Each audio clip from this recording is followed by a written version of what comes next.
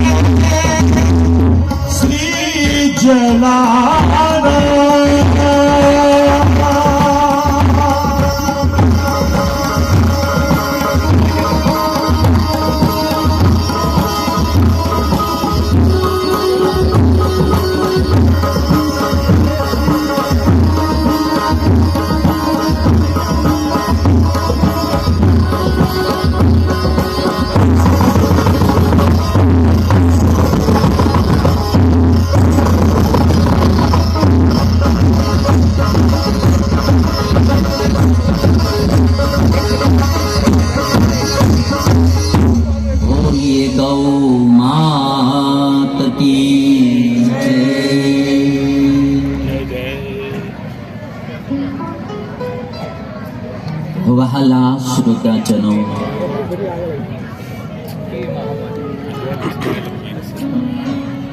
શાસ્ત્રીજી ગૌશાળા, જલિયાન ગૌશાળા એવં ભાભર ગૌશાળાના લાભાર્થી આપણે સર્વે સાંભળી રહ્યા છીએ શ્રીમદ ભાગવત ગ્રંથની કથા.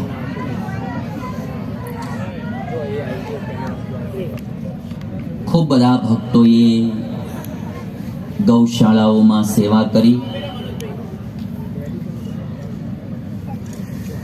બધી જ ગૌશાળાઓમાં ગૌ માતાની ખૂબ સારી સેવા થઈ રહી છે. એમાં પણ ભાભર ગૌશાળામાં લગભગ 12,000 ગાયોની સેવા આ ભાભર ગૌશાળામાં થઈ રહી છે.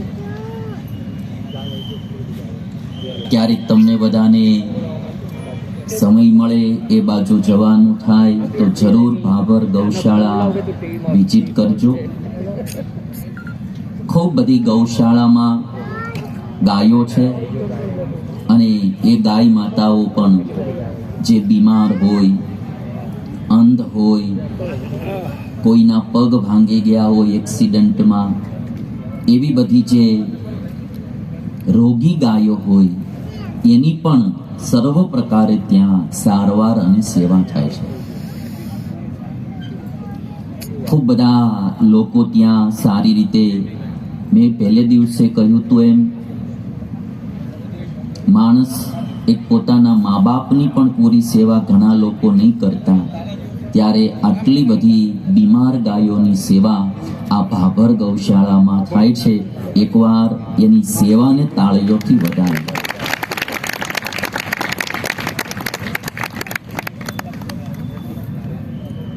અને આજે આપણો આ કથાનો છેલ્લો દિવસ. કથા પૂર્ણ થયા પછી પણ જ્યારે ક્યારે આપણને એવું લાગે તો ભગવાને આપ્યું છે તો આમાં સેવા કરતા રહેજો.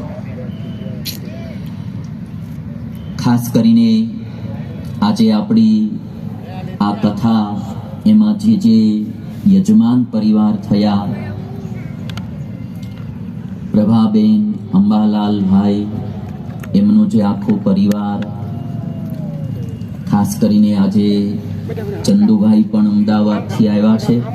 એમણે આ લાભ લીધો અને આવી સારી કથા એમણે આ લાભાર્થે કરાવી, તો યજમાન પરિવારને પણ તાળીઓથી વધાવી લે.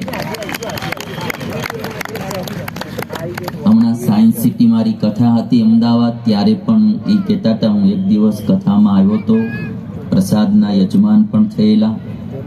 અને આજે અહીંયા ડીસામાં પણ એમણે ખૂબ સારી આ સેવા કરી. બધા ભાઈઓમાં સંપ છે, સુહૃદ ભાવ છે, એ પણ પાછી સંપત્તિ સાથે બહુ મોટી વાત છે આ પરિવાર. અને હમણાં ચંદુભાઈ કહેતા હતા કે નામનું શું, આપણે તો સારું કામ થવું જોઈએ. એટલે એવી ભાવના એમની, ને કે ઈશ્વરે દીધું છે તો આમ દઈ દેવાનું, એટલે આમ દઈ દેવા, એટલે કે બંધ મુઠ્ઠીએ દઈ દેવાનું. એટલે એવી જે દાનની સાથે પાછી આવી જે સદભાવના, એ સદભાવનાને એકવાર આપણે તાળીઓથી વધાવીએ.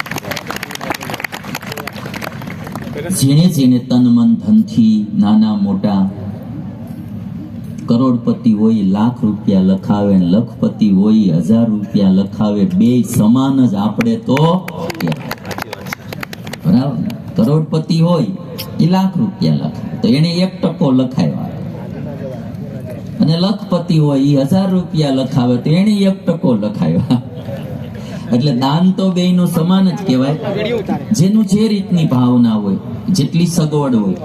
એટલે નાના મોટા બધાએ જે કંઈ તન મન ધનથી સેવા કરી છે એ બધાનું ભગવાન ખૂબ મંગલ કરે એવી ભગવાનના ચરણમાં પ્રાર્થના. અને કદાચ સગવડ ન હોય, સેવા ન થઈ હોય, ધ્યાનથી કથા સાંભળી હોય તોય ભગવાન તમારા બધાનું મંગલ. ખૂબ બધાએ દિલથી કથા સાંભળી.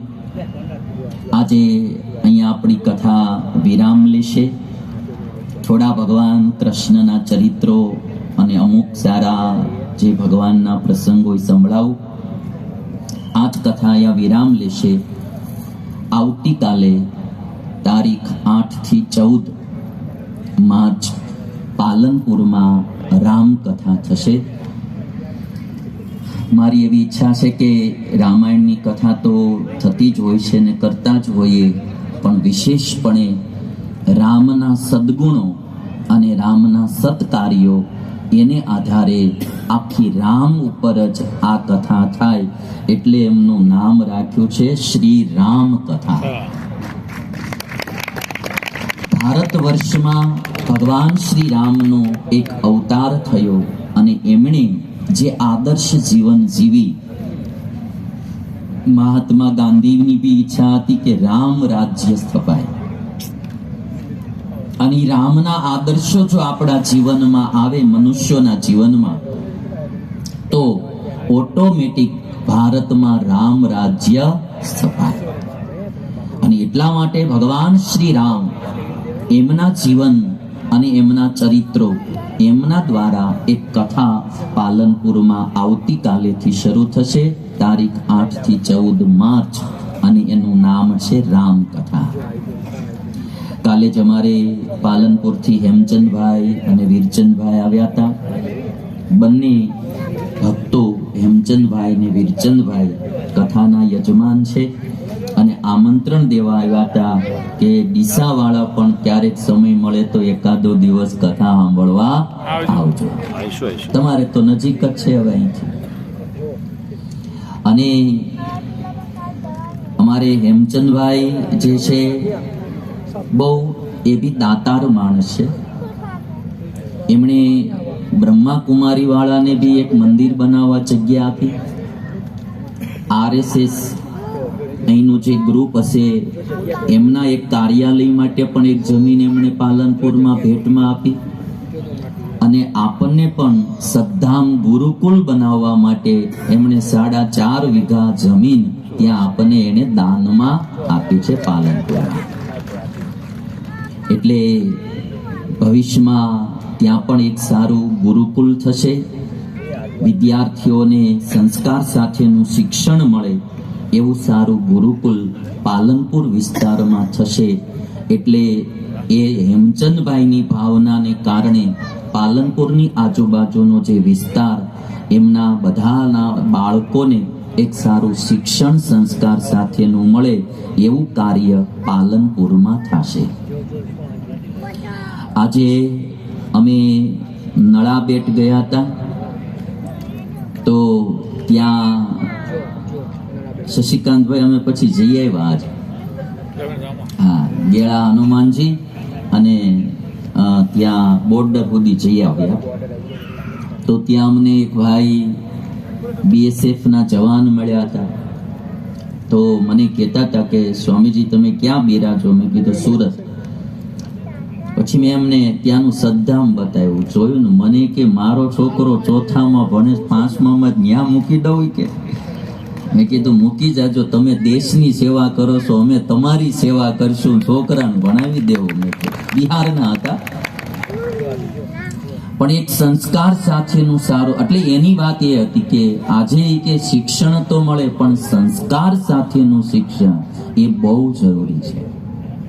આજે પેલાના જમાનામાં વિકૃતિ જીવનમાં આવવાનો સમય યુવાની અવસ્થા હતી, કે માણસ યુવાન બને પછી એનામાં વિકૃતિઓ આવતી હતી. અને હવે જે છે ને, આ ફાસ્ટ ફૂડ ખાઈ ખાઈને વિકૃતિ ફાસ્ટ થઈ ગઈ છે. એટલે બહુ નાની ઉંમરથી બાળકોમાં વિકૃતિઓ આવવા માંડે છે, વ્યસનો છે, કુટેવો છે. એટલે એને નાનપણથી સારા સંસ્કારો આપવા એ બહુ જરૂરી છે. અને અત્યારે મોબાઈલને કારણે આજે તમને બધાને બી હું કહીશ કે નાના બાળકોને મહેરબાની કરીને મોબાઈલ રમવા દેતા. માતાઓને મારી ખાસ વિનંતી છે, આજે માતાઓને શું મોબાઈલ પકડાવી દો, ભલે એ રેમા કરે, આપણે નિરાતી કે. મોબાઈલના રેડિયેશન એટલા બધા ખતરનાક હોય છે, એ બાળકોની આંખને ખરાબ કરે, એના માઇન્ડને ખરાબ કરે, અને ઓટિઝમના પ્રોબ્લેમો આવી જાય. અમારે ત્યાં સદ્ધામમાં છોકરાઓને મોબાઈલ અલાઉ નથી. રોજે 2 કલાક એને ફિઝિકલી રમતો રમવાની, મેદાનો બધી પ્રકારના રાખ્યા છે. 2 કલાક છોકરાઓએ રોજ ફિઝિકલી રમવાનું, શરીર મજબૂત થાય અને માણસનું માઇન્ડ ફ્રેશ રહે, એવો પ્રયાસ સદ્ધામ દ્વારા થઈ રહ્યો છે. અને મોબાઈલ હાથમાં આવી જાય એટલે છોકરાઓ 2 કલાક 3 કલાક મોબાઈલ જોયા કરે, પછી ઓટિઝમના પ્રોબ્લેમો વધતા જાય.